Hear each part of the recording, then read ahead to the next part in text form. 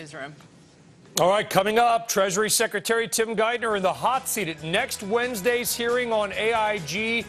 What can we expect, and what might the New York Fed and Tim Geithner have known about AIG's dealings with some of the big banks? We are going to be speaking with the man leading that panel, Congressman Issa. He is your guest. Next. A major hearing involving AIG, the New York Federal Reserve, and now Treasury Secretary Tim Geithner taking place next week about who knew what and when. What can we expect? Joining us now is California Republican Congressman Issa, ranking member of the Oversight and Governmental Reform Committee. Congressman, great of you to be here. What do the American taxpayers not know that you do know that you can tell us right now? I think the most important thing is we know that Ben Bernanke is backing up the decision to pay 100 cents on the dollar, is willing to give full disclosure to the General Accountability Office, but not to members of Congress, and is sort of saying the end justifies the means. At the time, Tim Geithner was really one of his lieutenants at the New York Fed, and it seems like everyone's decided that if you pay too much, you're protecting the American people, and if you cover it up, you're protecting the system from overreacting because you paid too much. What we want to know is, one, does Tim Geithner think that was okay? Two, what did he know and when did he know it? And why wasn't he stopping this kind of reckless overspending on behalf of the American people? We gave him a blank check. Big mistake. Congressman, you have seen some of the emails that have gone back and forth to the point of what did he know?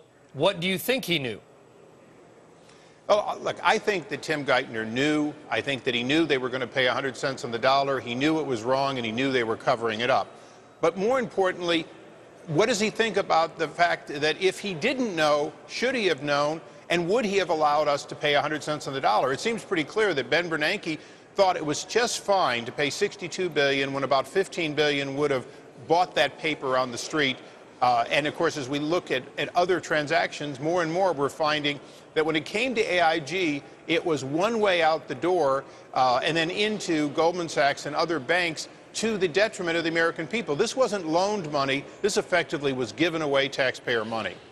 Congressman, how much are you looking into the role of two big French banks, Société Générale and then Callion, and also the French government at putting pressure on us and on the Fed and on basically the American taxpayer to get paid 100 cents on the dollar, using, by some accounts, a questionable legal argument to get paid 100 cents on the dollar?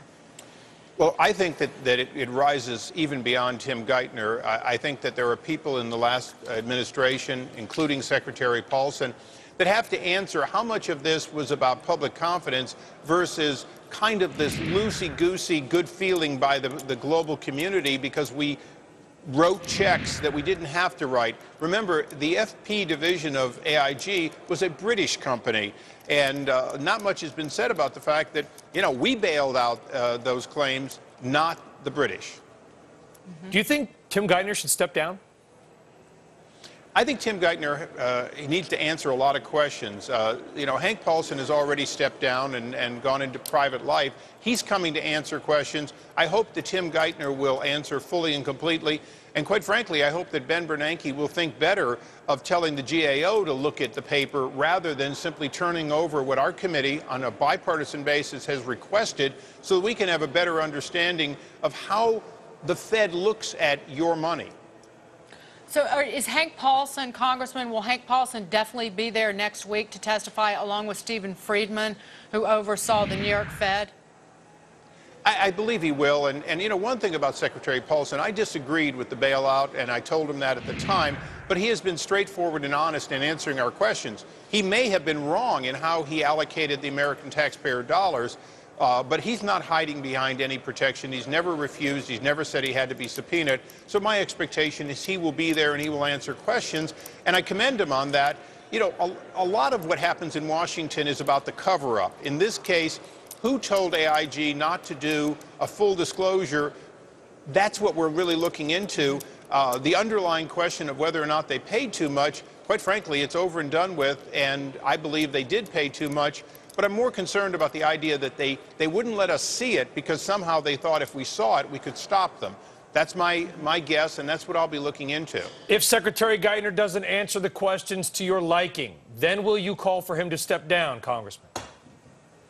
If he isn't willing to be full and complete as to what he did in his previous job, then I don't think the president should retain him in this job. I think that's extremely important. If he was part of a cover-up then or part of a cover-up now, he should not have the job he has, and I'll be very clear about that. Does Federal Reserve Chief Ben Bernanke deserve to keep his job? Well, right now, you know, he's looking for a quick next term, and at the same time, he's refusing to give us the kind of transparency that this president said he was going to give us, and that the Fed should give us when they're spending our money. So, you know, right now, I think the question of Bernanke should not be settled. Congressman Darrell Issa. Congressman, thanks for being here. It's good to see you. Thank you. See you next Wednesday.